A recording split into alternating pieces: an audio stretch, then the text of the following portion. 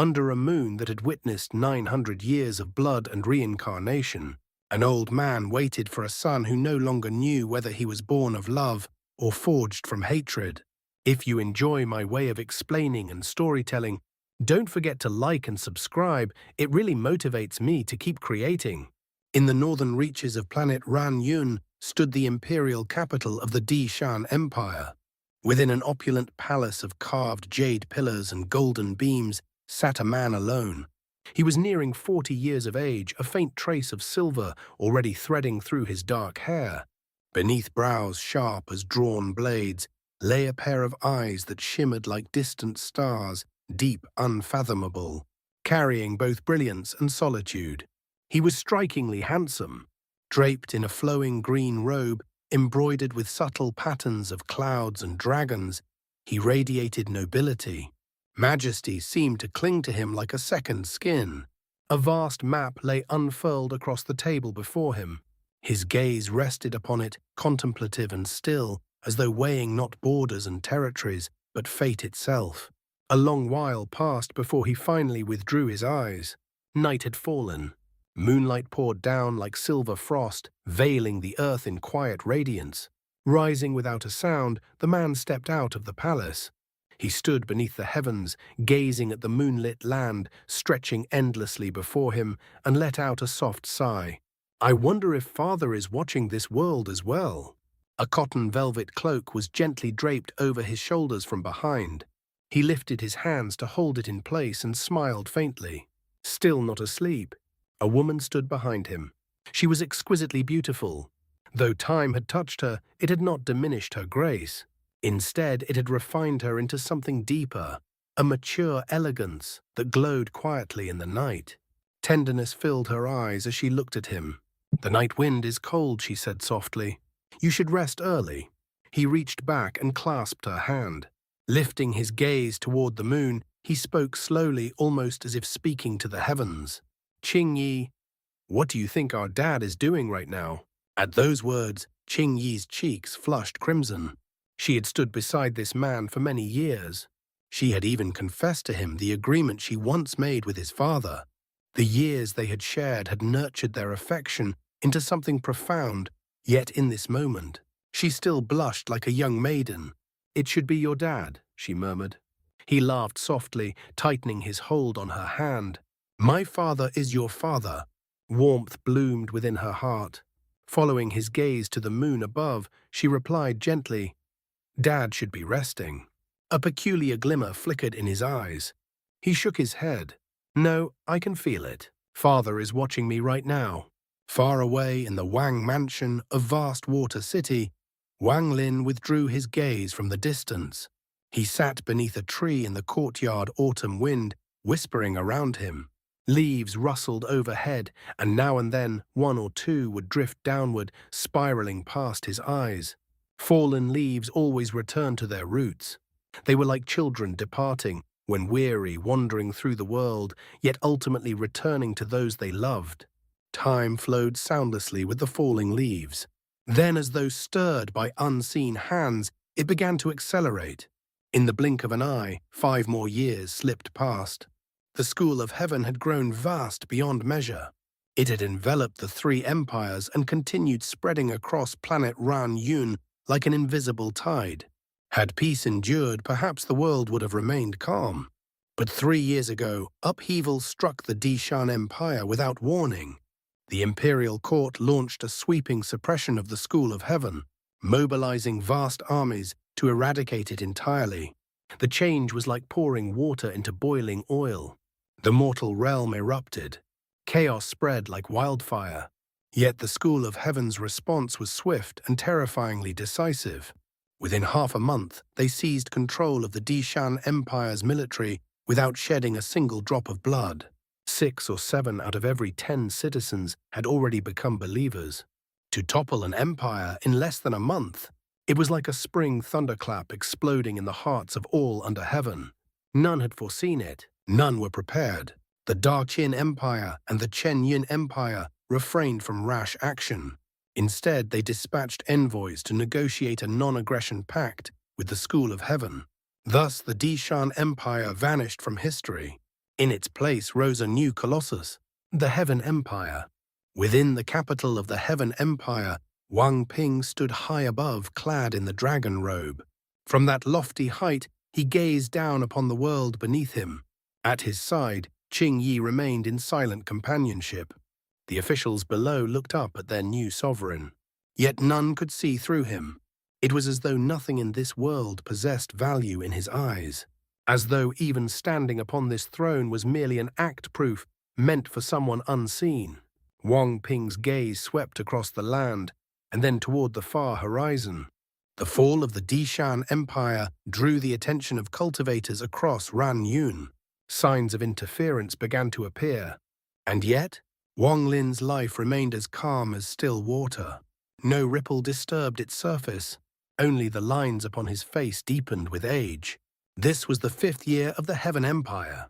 The Daqin and Chen Yun empires broke their agreement and launched a joint invasion. Wang Lin paid it no mind. Each day he sat within the inn, listening to travelers whisper rumors of war between the 3 empires. He drank in silence, never offering a word. The waiter from years ago had borrowed money from relatives to purchase the inn. He was now its proprietor. A new young waiter served the guests, yet he too knew Wang Lin well. The moment he saw the old man arrive, he would bring the familiar jug of wine and simple dishes without needing to ask. After setting the food down, the waiter would always say kindly, "You're getting old, Elder Wang. It's best to drink less." Wang Lin would smile and nod. Today just 1 jug. The waiter would chuckle and return to his duties. Sometimes, when business was slow, he would lean against the counter and sigh. This Elder Wang, his life must be bitter. At his age and no children by his side. Behind the counter, the cashier lifted his hand from the abacus and shook his head. I heard from a servant girl in his estate that he once had a son.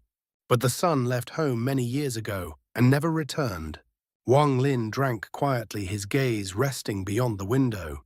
He remained there from morning until dusk. When evening came, the elderly servants from his mansion would arrive to escort him home. They worried when their master was sober, all was well. But after drinking, someone must walk beside him, lest he stumble and fall. Under the rising moon, they returned together. The vast residence stood hollow and dim, unlit and silent.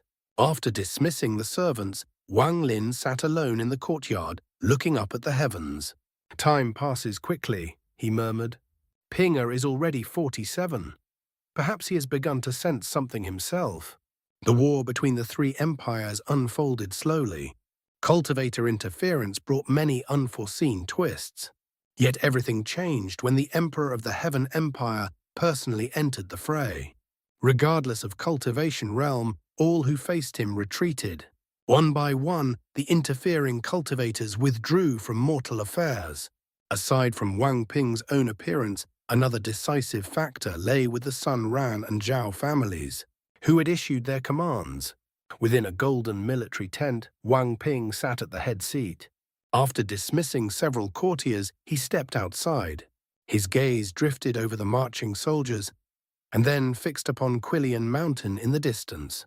His temples were now entirely white. Though he stood as supreme ruler among mortals, joy was scarce in his life. The burdens he bore weighed heavily upon his heart. Suddenly he longed for the 19 years of his youth, for the simple days in the village, for the life he once knew as a boy. As he stood there in contemplation, Qing Yi emerged from the tent and joined him. "You said that was where you grew up," she said gently. "Would you like to see it again?" Time had left faint traces upon her as well. Wang Ping exhaled softly. "Yes, let's go." 2 squads of sergeants followed as they made their way toward Qilian Mountain. The landscape was unfamiliar, yet carried an indescribable familiarity. Smoke in the distance gradually sharpened into view. Fallen Moon Village appeared. As they approached, fierce barking erupted. In these chaotic times, the villagers were vigilant. Hearing the dogs, they rushed out with farming tools and torches in hand. Before them stood armored soldiers and a plainly dressed man and woman. Wang Ping met their wary gazes in silence. He searched their faces, but he recognized none. Bitterness surfaced in his eyes. Time was like a fleeting song. In but a moment, decades had passed. Those he once knew had changed beyond recognition. Nearly 30 years. How many had already stepped into reincarnation? "Let's go to the back mountain," he said quietly. "Grandpa's son is buried there." Qingyi sighed softly. The villagers hesitated, then slowly parted to make a path. And then, a trembling voice, uncertain and faint, called out, "Wang Ping!" He froze. Turning, his gaze fell upon a woman of about 40. Though time had etched lines upon her face in that instant, he saw the girl she once was, the girl who had once declared, "I hate you." Near the distant planet, Xianxia greed streaked through the void like a meteor. He halted, staring at the planet, and sniffed. A strange light flickered in his eyes. "The moment I entered the northern domain, I sensed treasure. I followed its aura, and the scent led me here. There's no mistake. That dense fog is masking the brilliance of something extraordinary. But this planet, it feels unusual." He hesitated briefly, then flew forward. In his entire life, he had never abandoned a place that held treasure. His intuition for such things was terrifyingly precise. As he drew nearer, his heartbeat thundered in his chest. His eyes blazed. "I only felt this way when I discovered that giant furnace. Could it be that this place holds a treasure equal to it?" Excitement flooded him. At that moment, he forgot entirely about Wang Lin, forgot the restrictions placed upon him. Gritting his teeth, he slapped his storage bag. The massive furnace roared into existence before him. Using it to force open a path, he plunged into the fog. This old man must see what kind of treasure awaits. Greed licked his lips, vanishing slowly into the mist.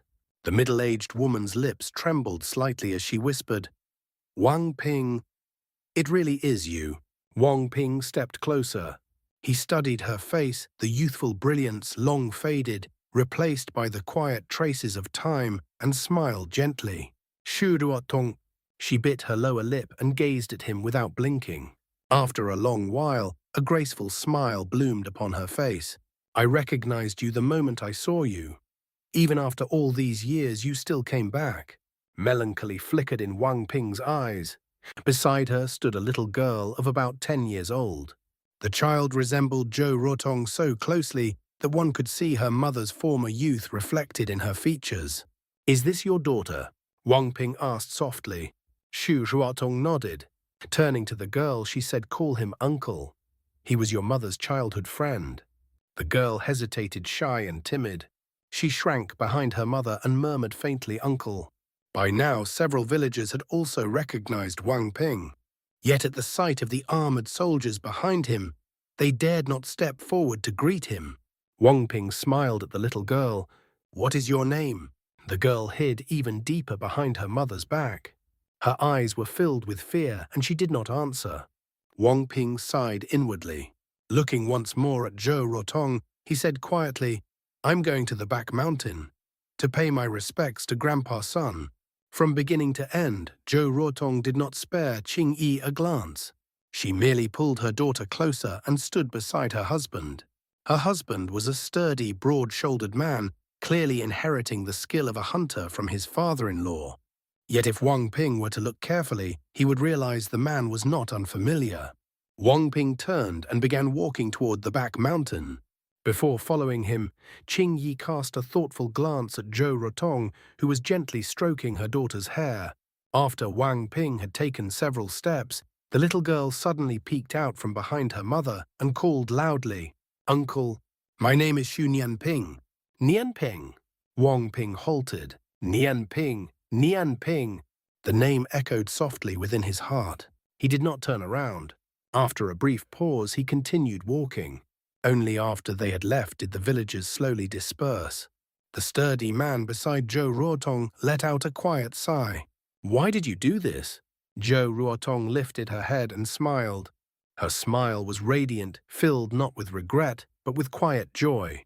"Brother, don't speak of it anymore. To see him once more, that is enough." Sun Tai's grave was clean and free of weeds. It was evident that someone had tended it faithfully over the years. Wang Ping stood before the tombstone for a long time. Then without a word he turned and left. "Qingyi," he murmured softly, "I think I will visit father soon." It has been nearly 20 years since I last saw him. Qingyi said nothing. She simply followed him. Wherever Wang Ping chose to go, even to the underworld, she would walk beside him. This was no longer about an agreement. She remained of her own will. There are some things I need to ask him, Wang Ping said quietly. He cast one final look toward Fallen Moon Village before departing.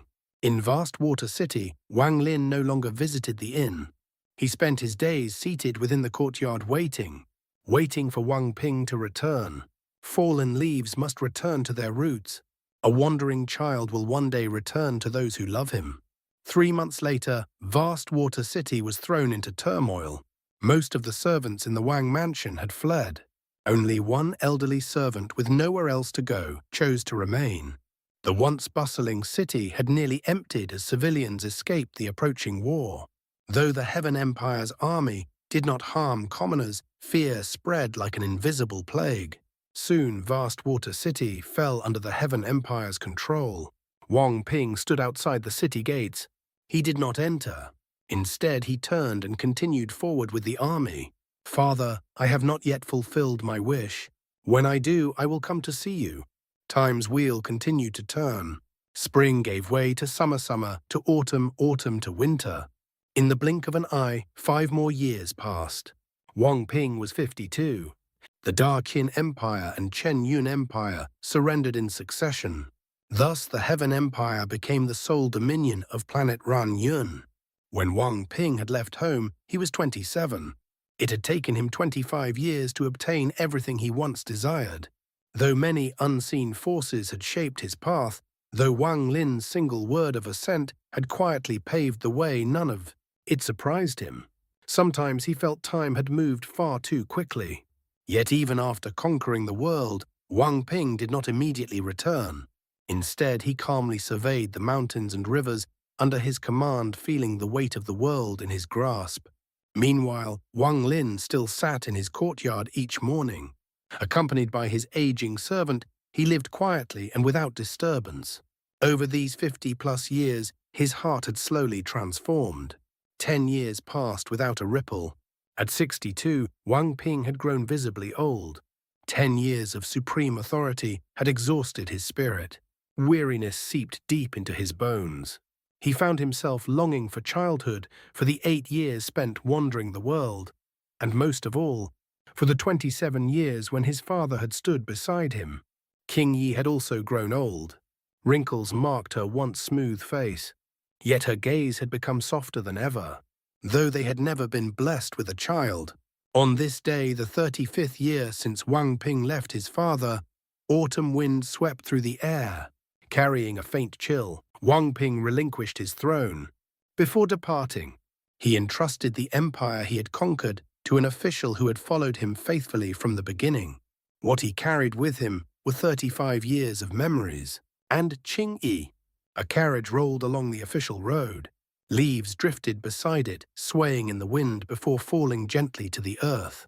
Fallen leaves always return to their roots, and wandering children always return home. As the leaves drew closer to the soil, so too did Vast Water City draw nearer. Wang Lin sat alone in the courtyard. His last servant had passed away 3 years earlier. Now he was the sole inhabitant of the vast residence. Before him stood a table. 2 additional chairs had been placed beside his own. On the table were several steaming dishes, a pot of wine, and 3 pairs of chopsticks. Fragrant steam curled upward into the autumn air. When the wind blew, the scent drifted beyond the mansion walls. In the distance came the thunder of hooves and the rumble of wheels. The sound grew louder and stopped at the gate. Wang Ping stepped down from the carriage. Smiling gently, he helped Qingyi descend. Together they passed beneath the aged plaque reading Wang Mansion. The once vibrant green and red paint had faded, revealing pale scars of time. Wang Lin slowly raised his head. It was as though he had been waiting 35 years for this moment. A kind smile appeared on his weathered face. "Come, sit. The dishes are still hot." The words were simple, yet within them lay warmth without question, acceptance without inquiry, love without hesitation, as if Wang Ping had merely returned from a short journey. as if he had never been gone at all. Wang Ping stared at his father. 35 years. Not once had he seen him save in dreams. Dad. He dropped to his knees. 2 streams of tears flowed freely down his face. Qingyi knelt beside him. Dad. Wang Lin rose, helped them both to their feet, and said gently, "Let's eat." The meal lasted a long time. A warmth long lost returned to Wang Ping's heart. He had been separated from that feeling for 35 years.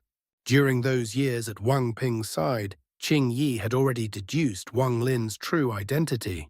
He was Shu Mu, the senior who once slaughtered his way to Planet Thousand Illusions alone, whose name had shaken the entire northern domain. Even now she could scarcely believe it. This gentle old man before her had once been that Shu Mu. She never told Wang Ping of those legends. Those events had occurred before she was even born. They were stories, rumors, fragments of distant history. She had no right to speak of them.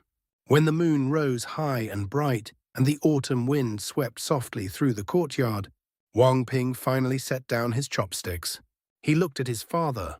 1,000 words filled his heart, yet not one could pass his lips. Wang Lin regarded him quietly. "Pinger," he said at last, "what do you wish to ask?" "Dad, I want to know about my mother." More than 60 years had passed since he first asked that question. He remembered clearly the sorrow in his father's eyes that day. This was the second time. Wang Lin fell silent. After a long while, remembrance surfaced in his gaze. He looked up at the starlit sky. "I will tell you a story," he said softly. "Far from here, there is a cultivation planet called Suzaku." His voice carried the weight of ages. From his lips unfolded the tale of a youth named Wang Lin and the nearly 900 years of his life. From the moment he stepped into the cultivation world, the Heng Yue sect, the Tiandao sect, the long road of blood and destiny, the story unrolled like an ancient scroll before Wang Ping and Qingyi. It was long, endlessly long, and yet those who listened felt an indescribable aura, something vast, something profound that caused their hearts to tremble. Wang Ping gazed at his father as he listened. Beside him, Qingyi's eyes were wide, completely immersed, though she knew well that the protagonist of this epic tale was the very old man seated before them. That female cultivator. Her name was Liu Mei. The moon shone bright, and the stars shimmered like scattered fragments of eternity. The autumn wind wove itself through Wang Lin's voice, lingering in the courtyard as though reluctant to depart. The tale of the youth from planet Suzaku unfolded beneath the night sky, its winding paths and countless trials laced with a quiet sorrow. As the story progressed, that sorrow seemed to thicken, merging with the chill of the autumn air. Qingyi's cheeks were long since wet with tears. She listened in silence, unable to restrain the emotions surging within her. Halfway through the tale, Wang Ping lowered his head, allowing his face to be swallowed by shadow. After that, he brought the child to planet Ran Yun and chose to settle there. When Wang Lin finished speaking, he lifted the wine jug and took a long draught. Then he lowered it and gazed silently at the boundless heavens. Qingyi looked at the father and son before her, her heart stirred by emotions too complex to name. Instinctively, she clasped Wang Ping's hand. It was ice cold. The courtyard fell utterly still. After a long time, Wang Ping spoke, his voice hoarse and rough. The story was very beautiful. "Dad, I'm tired." He rose and walked toward a side room. Qingyi bowed respectfully to Wang Lin before following after him. Wang Lin remained alone beneath the sky. He sat without moving, staring into the distance. The autumn wind deepened as night descended. It carried fallen leaves far away into the darkness. After an unknown stretch of time, Wang Lin sighed and lowered his head. He reached for the wine jug. It was empty. Wang Ping did not sleep that night. He sat within the dim room, staring at the moonlight spilling through the window. Pain lingered openly in his eyes. Qingyi remained by his side, holding his hand in silence. "It turns out," this was the answer Wang Ping murmured, "the answer I waited more than 60 years for." The anguish in his eyes intensified. "So, I was refined into a resentful spirit by mother." He bowed his head. Bitterness and sorrow weighed upon his features. At dawn the next day, Wang Ping left. Qingyi followed him as always. From beginning to end, he did not speak a single word to his father. He did not even look back. He departed at first light, seated silently within the carriage as it rolled away from vast water city. He did not notice that from a distant corner a gaze followed the carriage, a gaze filled with endless vicissitude. Wang Lin stepped out into the courtyard and sat beneath the sky once more. Perhaps one day you will understand, he murmured softly. Wang Ping no longer knew where he was headed. He simply moved forward without direction. He was tired, so tired that nothing in the world seemed capable of lifting his head to look upon it again. Qingyi, he said quietly, I am very tired. Let us find a quiet mountain village and live there. Qingyi nodded, her eyes overflowing with tenderness. They settled in a modest mountain village. The noise of the world faded. Years pressed onward. Wang Ping's life often replayed before his eyes. 18 years of ordinary childhood. 8 years wandering the world. 25 years of conquest. 10 years as supreme ruler. Short, yet more turbulent and brilliant than the lifetimes of most mortals. And in the end he returned to where he began. Each morning he rose at dawn and carved wood in the courtyard. The simplicity of this life carried a warmth he had long forgotten. Behind him Qingyi would sit quietly, watching him carve stroke by deliberate stroke. Father once said that carving requires the heart, Wang Ping murmured. Only then can one engrave all memories into the wood. He lifted the carving and gently blew upon it, scattering sawdust into the air. After setting it down, nostalgia flickered in his gaze. This is father in his youth. The carving depicted Wang Lin as a young man, sharp-eyed, one hand clasped behind his back, gazing at the world with indomitable pride. Time slipped away. 10 more years passed. Time could not erase the cycle of reincarnation. Life and death flowed onward in endless alternation. No one could escape the path laid out beneath the heavens. 10 years, long yet fleeting, contradictory yet true to every mortal heart. To Wang Lin, these 10 years were the same, short, yet unbearably long. His hair had turned entirely white, grown long and unkempt. His face bore deep lines of age. When he closed his eyes, it felt as though he had already stepped halfway into reincarnation. Yet within these calm years, his understanding of the heavens deepened profoundly. He had not sought enlightenment. It arrived naturally, like the trees in the courtyard that had withered and died, unable to escape the cycle, only for new shoots to sprout from their remains. Within life and death, transformation was everywhere. In the past, Wang Lin might have witnessed such scenes without comprehension. Now wherever he looked, he saw life. The flower by the wall withered each year and bloomed again each year. The clouds scattered and gathered once more. Some died, others were born. Balance, karma was woven into it all. Wang Lin was now the only resident of the Wang mansion. The neighbors had grown accustomed to it. Children from nearby houses often came to play within the courtyard. At first they feared the old man. Soon they realized he was not frightening at all. Gradually, the Wang mansion became a place of laughter and games. Wang Lin watched the children daily. His heart remained calm. Descendants have their own destinies. He had done what he should do. He had said what he should say. Whether Wang Ping understood, that depended on Wang Ping himself. Wang Lin believed the son he raised possessed a mind as vast as the heavens. He would break through any restraint. Meanwhile, Wang Ping had entered the twilight of life, yet he never once laid down his carving knife. Father was right, he said softly. An ordinary life is better. If there is another life, if I am given a choice, I wish to spend it in a small mountain village, living simply with father. Beside him, Qingyi watched quietly. Since you understand now, she asked gently, why not go see him? Wang Ping placed down the carving. It was Wang Lin as he had looked 10 years ago. He sat at the table and said softly, let's eat. Qingyi, you do not understand. Wisdom had deepened in his aging eyes. In my heart, aside from the question about my mother, there was another doubt I never dared to ask. A faint sadness surfaced in his gaze, eerily similar to Wang Lin's.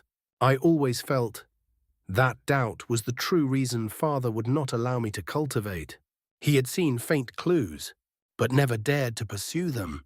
King Yi continued quietly, I can feel that my life is nearing its end. I fear I do not have much time left. You are a cultivator. You will live far longer than I. When I die, send my body to Father. As for you, you are free. He paused.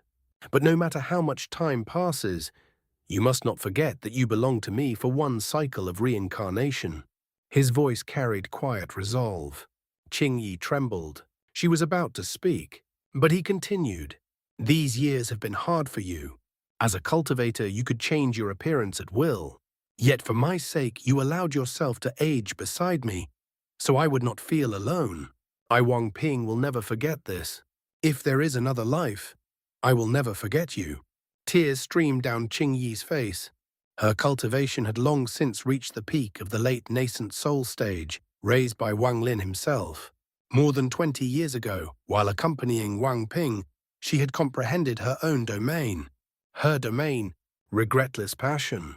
I will follow you even into the afterlife, she said softly. Cultivation is but dust to me. I do not wish to become a heartless celestial. I only wish to remain a sentimental mortal.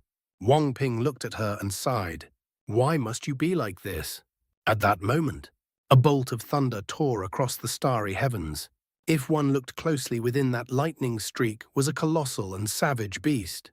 It resembled a killin yet bore no horn. Lightning coiled around its entire body. A thunder beast. Seated upon its back was a middle-aged scholar. His cultivation was so profound that the lightning coursing through his body caused him no harm. The streak of thunder moved with terrifying speed toward the northern domain of the all-heaven star system. Its destination, planet Runyun. 70 years earlier, a disturbance had shaken planet Thousand Illusions. The Huan family's second-step ancestor had perished.